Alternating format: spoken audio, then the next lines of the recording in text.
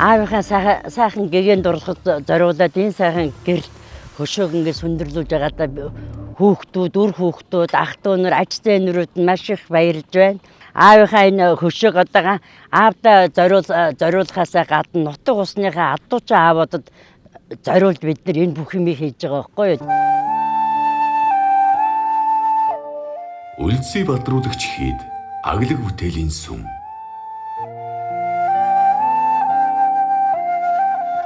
Аглаг бүтээлийн сүмийг байгуулж яхад бол би энэ тхийн уул уснаас ширхэгч мод бараг огтолж үзээгүй. Ялангуяа энэ сахиусан сүмийг хийж яхад нэг мод таарчаад яг дээвэртэн. Тэгээ энэ сайхан том модыг авалтай биш.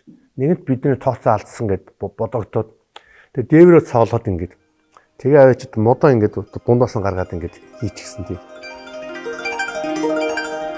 Өндөр гэгээний авшигта Төв аймгийн 10 ус цумд байрладаг. Улаанбаатар төмөр зам ховын нийлүүлсэн нийгэмлэгийн төв эмнэлгийн харьяа Булгатаас хувиллын эмчлэн амгаах тусламж үйлчилгээнд гол хэрэглэгддэг шаврын нөөц болсон. Одоо бөөрөлжүүдийн нууран дээрээ бид нар өнөөдөр ирээд байна.